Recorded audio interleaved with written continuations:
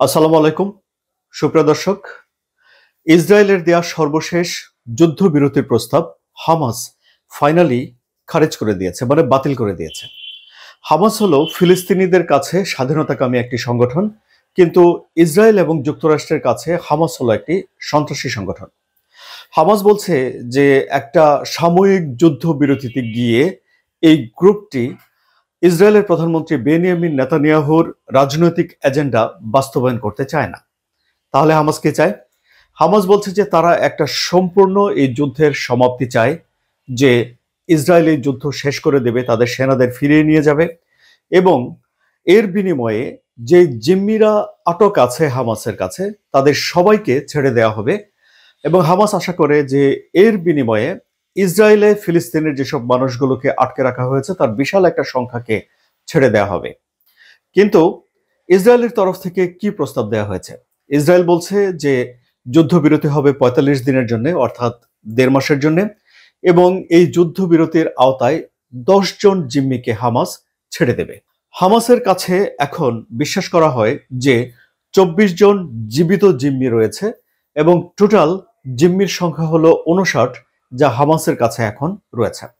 আপনারা জানেন সুপ্রিয় দর্শক যে ২০২৩ সালের ৭ই অক্টোবর হামাস একটা হামলা করেছিল ইসরায়েলে।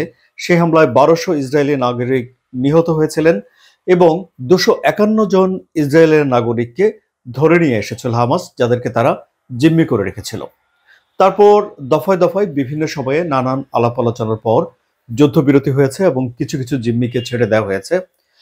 এই যে এই ঘটনা অক্টোবরের, তারপর ইসরায়েলের প্রধানমন্ত্রী বেনিয়ামিন নেতানিয়াহু তাৎক্ষণিকভাবে একটা যুদ্ধ শুরু করেছিলেন। একটা বিশাল আক্রমণ করেছেন তিনি ফিলিস্তিনের উপরে এবং এই আক্রমণে এখন পর্যন্ত ১৮ মাসের এই যুদ্ধে ৫১,০০০-এর বেশি মানুষ মারা গেছে ফিলিস্তিনের, যাদের মধ্যে বেশিরভাগই নারী এবং শিশু। এই যে হিসাব আমি আপনাদেরকে দিলাম, এটি হামাস নিয়ন্ত্রিত গাজার স্বাস্থ্য মন্ত্রণালয়ের হিসাব। এবং এরই মধ্যে জল অনেক গড়িয়েছে।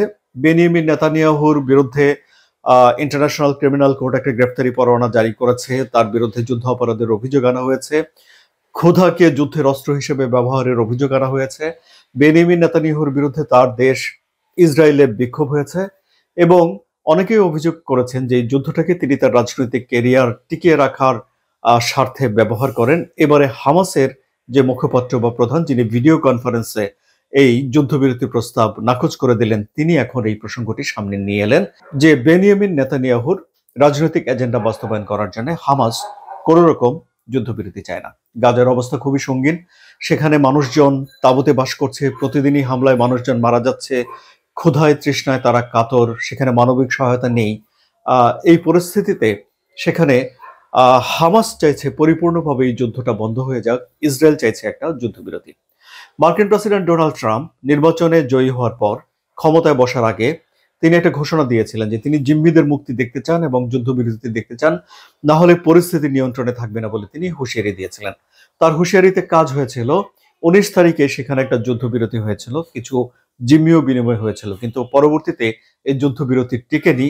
ইসরায়েল গাজাতে হামলা করে এবং আবারও পরিস্থিতি আগের মতো ফিরে যায়।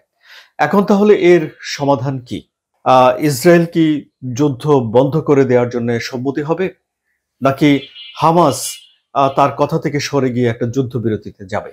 সেটাই এখন দেখার বিষয়। আপনাদের কি মত সুপ্রিয় দর্শক? কমেন্টে জানান। আলোচনা যদি ভালো লাগে তাহলে সাবস্ক্রাইব করে চ্যানেলের সঙ্গেই থাকুন।